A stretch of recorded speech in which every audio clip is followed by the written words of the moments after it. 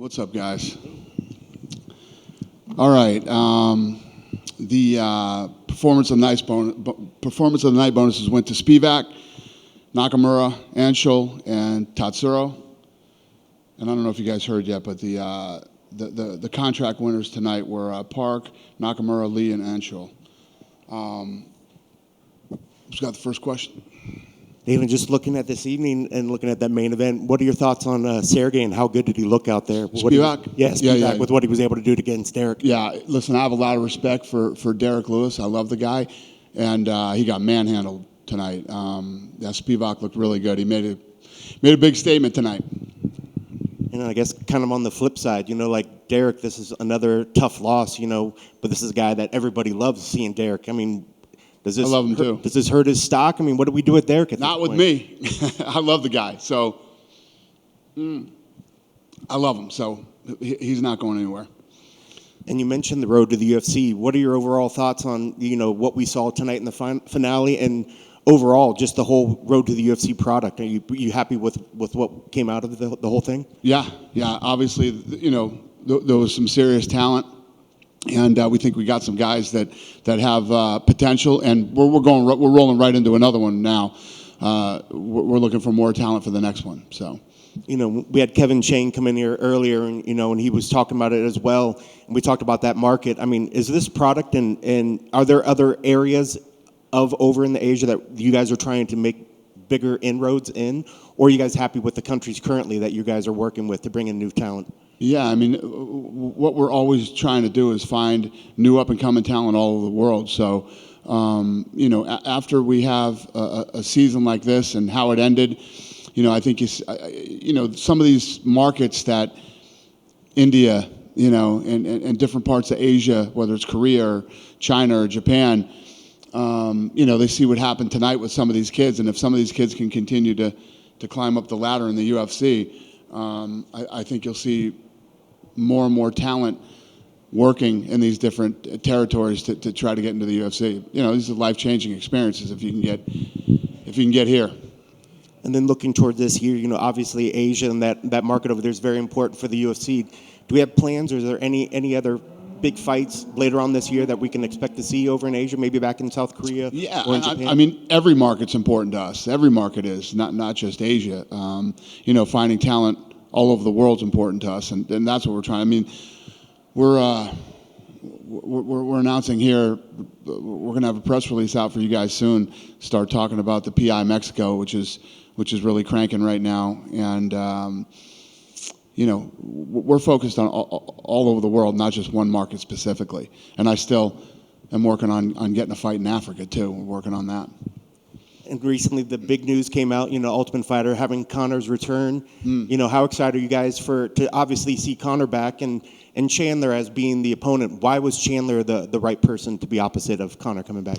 Well, I think that's the fight that people want to see right now. I think that's an exciting fight, and the fact that this season is on ESPN. When you think about the Ultimate Fighter and how long it's been around, we started on Spike, we had a run on Fox, and then now it's actually going to be on ESPN, the network. It's exciting and it's fun, and it's an incredible opportunity for the contestants on the show. It's a big deal. This is a big season. It's a big deal. Do you expect that there's going to be nice talk back and forth? I think a lot of times people look at Chandler and think he's pretty reserved.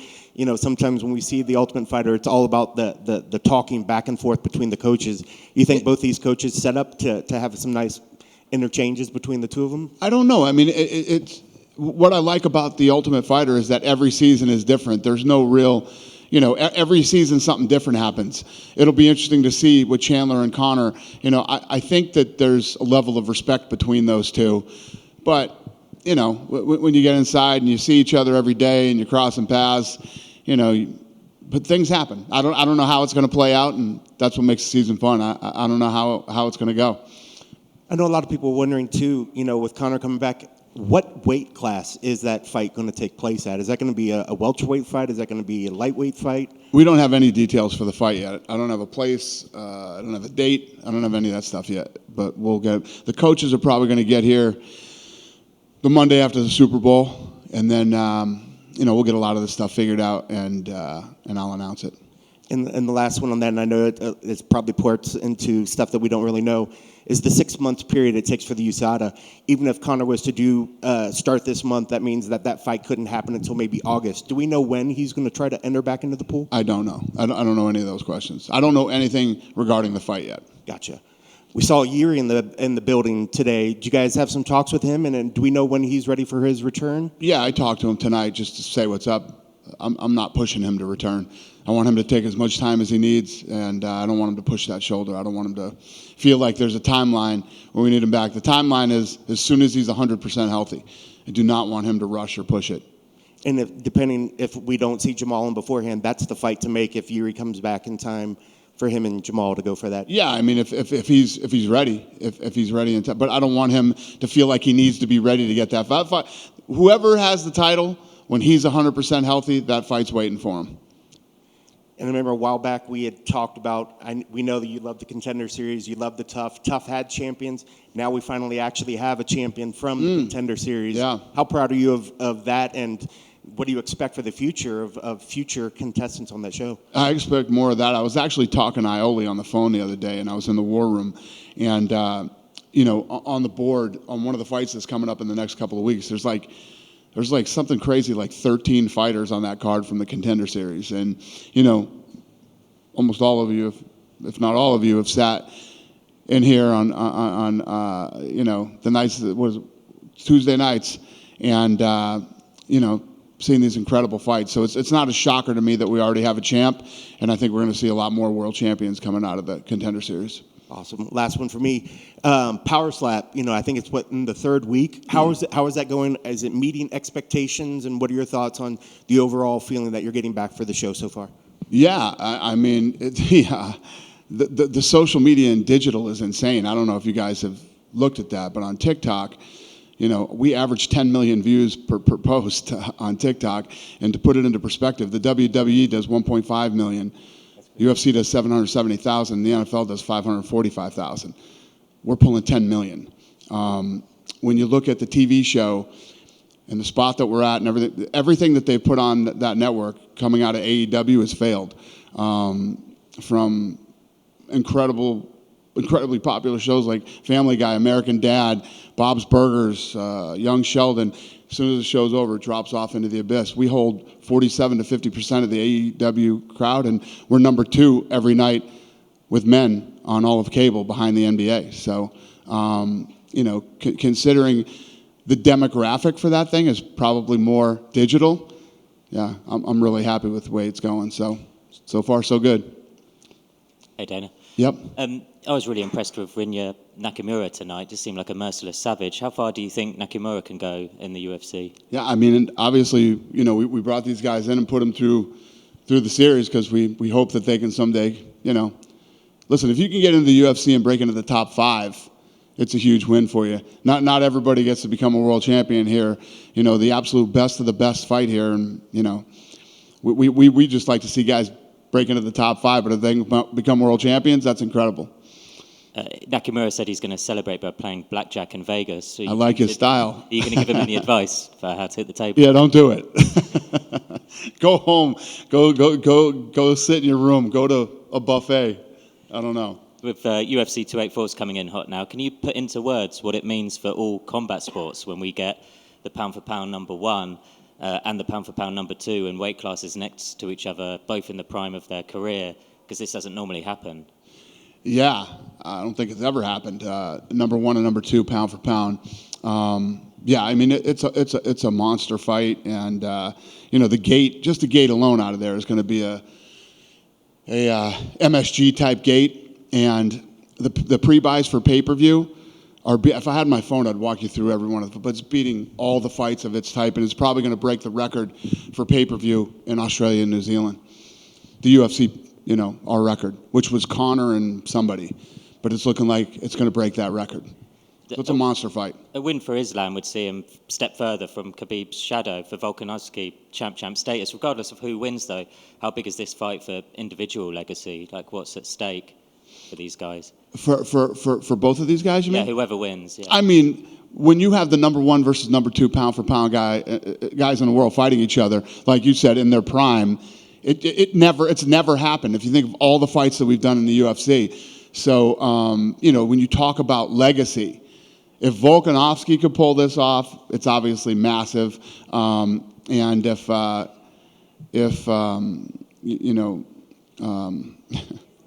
yeah, can pull it off, it's, he's on his way to building an incredible legacy. Yeah. I mean, you mentioned Jamal Hill earlier becoming a graduate from the Contender Series to win the UFC title. There's a similar narrative heading into 284 with Yair Rodriguez, former Ultimate Fighter Latin champion. Is that kind of one of your favoured narratives going into fights when you have fighters who come in from a product like that, Contender Series or Ultimate Fighter Latin champion, going on to fight these title fights? Yeah, I mean, anytime we bring in talent that we think has potential, no matter what, how they get there, it's always exciting. But that's what we're always, the thing that we're always focused on is how do we find the best up-and-coming talent in the world so that, the best can absolutely fight the best. That's what we always strive to do and work on anyway. What I like about building these type of shows, whether it's the Contender Series, looking for a fight, the Ultimate Fighter, whatever it is, it's the fast track to, for instance, I'm St. Patty's Day, I'll be in Boston. 2 days before St. Patty's Day, we're filming looking for a fight there. And then I'm flying to London for the London fight. But after that show is shot, and if we pick somebody out of this, it's Calvin Cater's show that we're looking at out there. And, whoever wins, 1.5 to 2 million people will see this kid fight before he ever sets foot in the UFC. So it's almost like this fast track, like the Contender Series, You build these storylines and you get to know these kids before they ever set foot in the UFC. That's what those shows are really created for. Yeah, and with Conor and the Ultimate Fighter, I'm curious who initiated the conversations or the communication. Was it Conor's team who said wanted to pursue that, or was it from the UFC whose idea was it to get Conor into the Ultimate Fighter again? Of course we did. Yeah. That was on your side. Of course. Yeah, and he was on board straight. Well, that's what we do every season. Every season we figure out who we think would be as you go into a new season, everything's about timing. Who's got fights set up, who's this, who's that, and obviously, first of all, Conor's a massive star, number one. He's been away for a while, and the timing was perfect for it. Yeah. That's why we did it. So Makhachev and Volks, the legacy pound-for-pound fight. We've got John Jones returning next month, Conor McGregor returning. How big of a year could 2023 be for your business when things like this are going on the UFC's 30th anniversary year? But this is what we do every year. This isn't like this amazing breakout year. This is what we do every year. This is what we do. Every year, it's funny because every year I'm like, this is the biggest year, but every year we figure out how to top last year. And last year was an incredible year. If you look at the entire year, we sold out every event all last year. So, beating the year before is never easy around here, but it's just what we do. And last one for me, I've spent a little bit of time at the PI over the last few weeks, and I wanted to ask you how much more advanced sports sciences are in 2023 compared to when you first got into the industry. Oh, my God. There's no comparison. It's not even comparable. A lot of these guys, when me and the Fertitta brothers got involved, the training was so bad, it was unbelievable. And that's why back in the day we had so many injuries. People were getting injured left and right.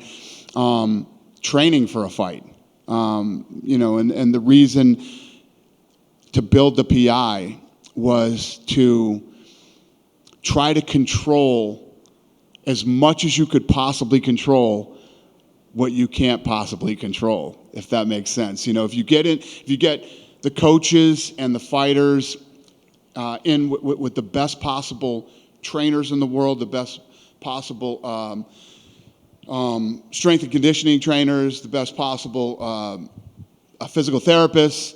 You could take away a lot of the stuff that you couldn't control, which was these injuries that didn't need to happen because coaches and fighters were so uneducated about training. That was the reason we built the PI. And we had a team that flew around and literally went to the best facilities in the world, from Manchester United to NFL facilities to college football facilities, tennis, you name it. We looked at the best of everything there was, and the PI is a little piece of all of those. Thanks, Dana. Thank you. Yeah, hey Dana. Hey, I buddy. just had a quick question about the Doo-Ho Choi fight. Did you think that point deduction was warranted with the headbutt in the last? Absolutely not. I thought it was insane, and it cost him the fight. I paid him his win money. He won that fight, so I paid him.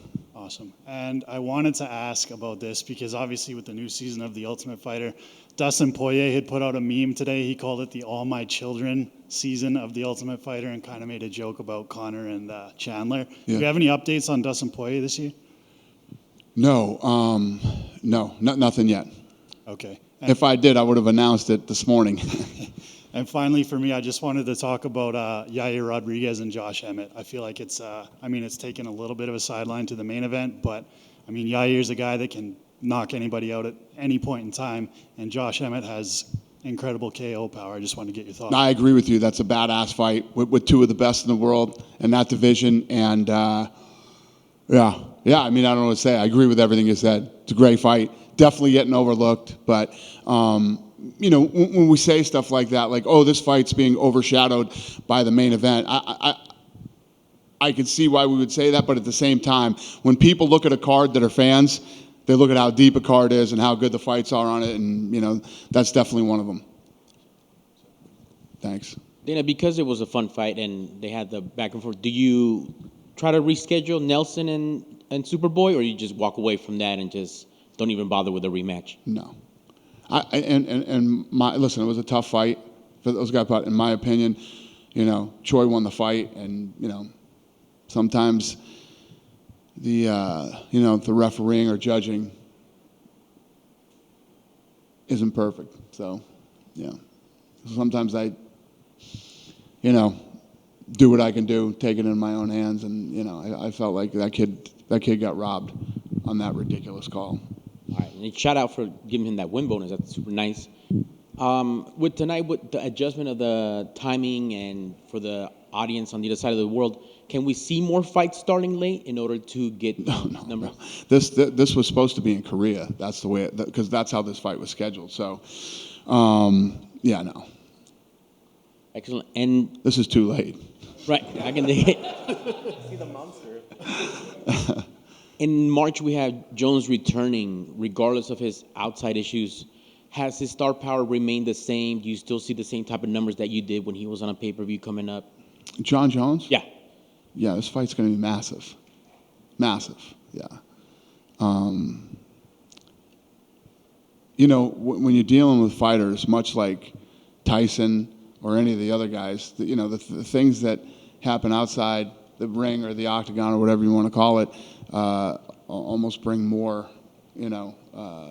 intrigue or whatever you want to call it to certain fighters. And John Jones is definitely one of those guys.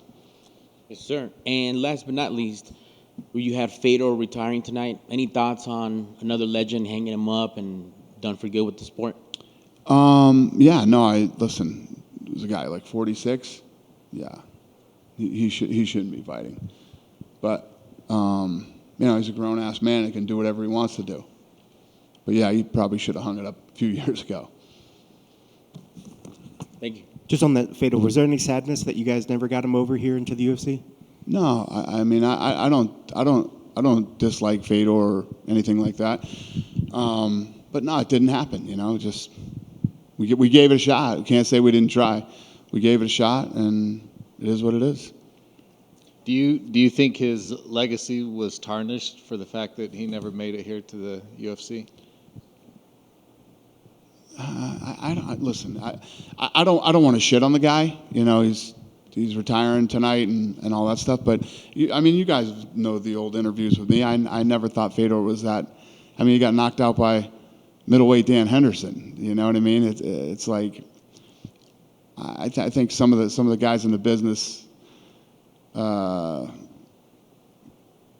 people liked him, so they praised him, and he never got to test himself over here.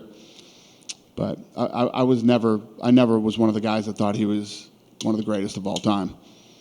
How, with John Jones' fight coming up, did you ever think you would see him in the heavyweight division, and how much are you anticipating this compared? Is it one of the most anticipated fights in your mind, Jones at heavyweight? Yeah, I mean, when you look at this fight, especially facing Cyril Gane, I mean, when it looked like it was going to be Francis, John Jones was the favorite in that fight. Then when it switches to Cyril Gane, John Jones is actually the underdog. This is a much better fight for John Jones. If John Jones, when you talk about his legacy, if he can come in and beat Cyril Gane, yeah, I said this when I talked to you guys last time. Nobody can deny that John Jones is the greatest of all time. He comes in and wins this heavyweight division. It's hard to debate if he doesn't win the fight, but he wins this fight. There's no more talk. There's no more debate. It is what it is. It's like Brady when Brady left the Patriots and won, with the Buccaneers. It's just like I get it. You want to hate on Tom Brady, but you can't anymore. That's what's going to happen with John Jones. He beats Cyril Gane. And with Jubilee winning tonight, how big is that for the UFC for him to win and open up that market in India? Yeah, I mean, anytime we bring in some kids from, it's like Conor winning, from Ireland when he came in and won and went on his run. It's like George St-Pierre for Canada when George St-Pierre went on the run. I mean, any of these guys that can go on a real run and really become, like I said earlier, top 5. Yeah, Weili Zhang. Look at Weili Zhang. Our staff from China is here, and I was talking to a woman named Leanne that works for us, and she was telling me that Weili Zhang is a massive superstar in China, like massive. So, yeah, it's everything when you lots get of people over there.